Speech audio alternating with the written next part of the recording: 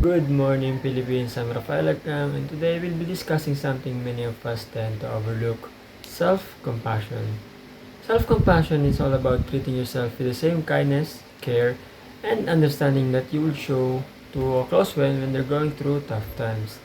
Rather than being overly critical or harsh towards yourself, it means choosing a gentle and supportive attitude in moments of failure, pain, or difficulty.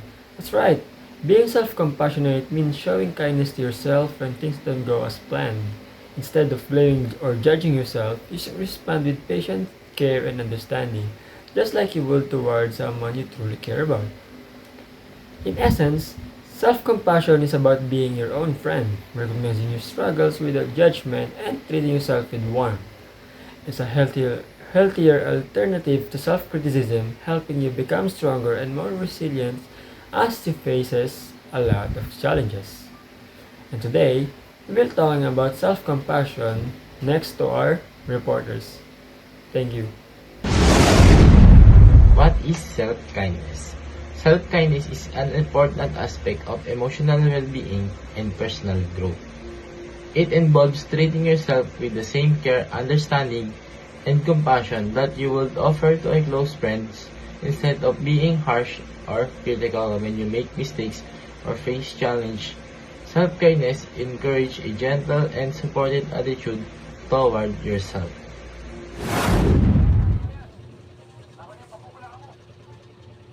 The term self-kindness means being warm and forgiving towards yourself rather than judgmental or self-critical.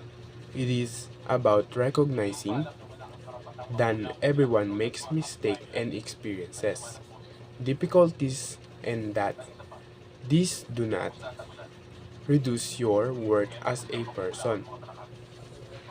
Practicing self-words of comfort, patience, and encouragement especially during tough times. So, what is self kindness? Self kindness is the practice of being gentle and understanding with yourself, particularly when you make mistakes or face challenges. It means showing yourself the same patience and compassion that you would offer to someone you care about. Self kindness is showing warmth and compassion to yourself by accepting your flaws and offering yourself the same care and support that you would give to someone important to you. Self-kindness also is the act of showing care and compassion to yourself, particularly when facing struggles or setbacks. It means responding to your own mistakes and pain with gentleness and understanding rather than self-criticism. Self-kindness is the practice of showing understanding and acceptance toward yourself, valuing your own well-being and treating yourself with patience and care rather than being overly critical. Common humanity. Helping a stranger, seeing someone struggling with heavy bags and offering assistance.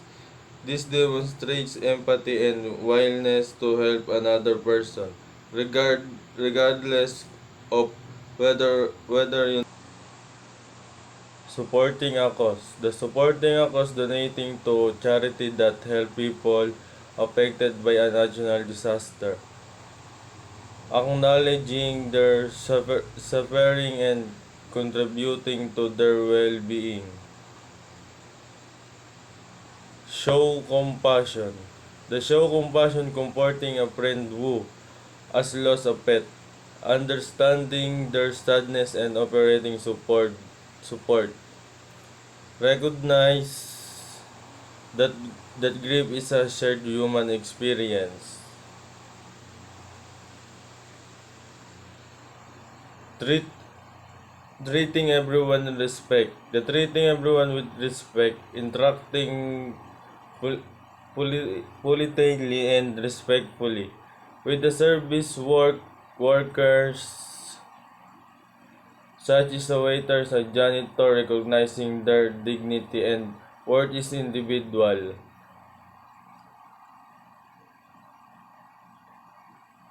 Advocating for equality. Ano?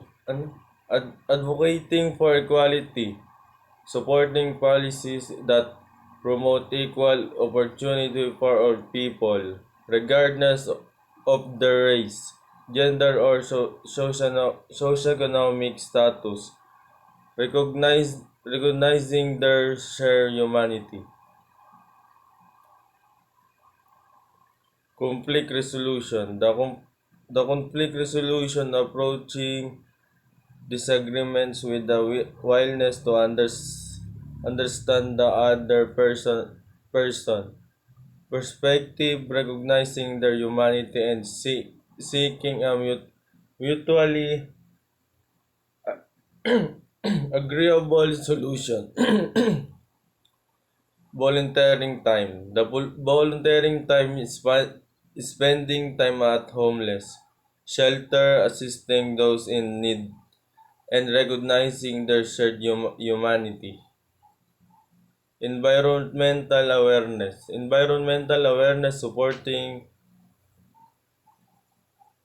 initiatives to protect the environment, understanding that all human depend on the healthy planet. Cross-cultural understanding. The cross-cultural understanding being open to learning about the appreciating different culture, recognizing the shared humanity that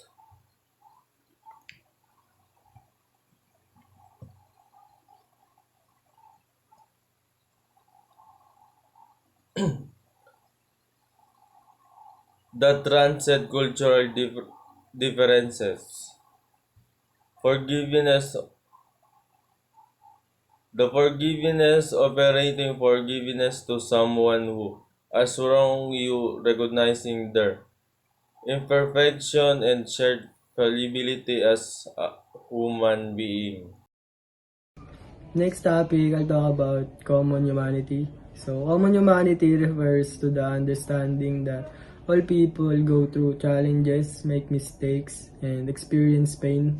It means realizing that these struggles are a natural part of being human and that no one is alone in facing them. This is awareness helps foster empathy, connection, and compassion toward oneself and others. Common humanity also means acknowledging that all people are connected through shared experience and struggle, growth, and emotion. It reminds us that difficulties and imperfections are part of what it means to be human. Common humanity also is the awareness that all people experience happiness, hardships, and make mistakes as part of life.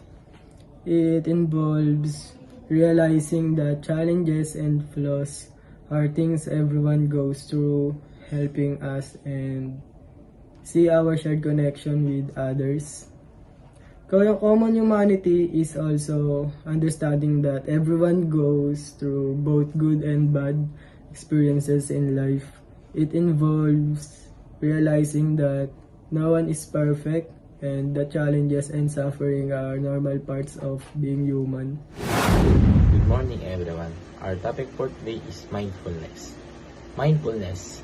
Mindfulness is the practice of being fully present and aware of what is happening in the current moment without judgment or distraction. It means paying attention to your thoughts, feelings, bodily sensation, and surroundings in a calm and accepting way. Here's a sample breakdown. Focus. You direct your attention to the present instead of worrying about the past or future. Awareness. You notice what you're experiencing, like breath, emotion, or sounds around you, without trying to change or ignore them. Non-judgment. You observe your thoughts, feelings, without labeling them as good or bad. The idea of mindfulness comes from old meditation tradition, especially those found in Buddhism. In recent times, modern psychology the study of mind and behavior, and wellness movement have adopted and popularized mindfulness because it has been shown to provide many benefits from both mental, like reducing stress and anxiety, and physical health, like improving sleep or lowering blood pressure. Originating from ancient meditation practice, particularly in Buddhism, mindfulness has gained widespread popularity in modern psychology and wellness for its many mental and physical health benefits. JC Balisi, and my report is mindfulness is important because it brings many benefits to both the mind and body. Reduces stress and anxiety. It helps you to stay calm and relaxed, making it easier to manage worries and pressure, and improves focus and concentration. It trains your mind to stay on task and pay better attention. To enhance emotional regulation, it helps you understand and manage your emotion instead of reacting impulsively. And 3, promotes physical well-being. It can improve sleep, lower blood pressure, and boost overall health. And 4, encourage compassion for oneself and others. It helps you be kinder and more understanding toward yourself and the people around you.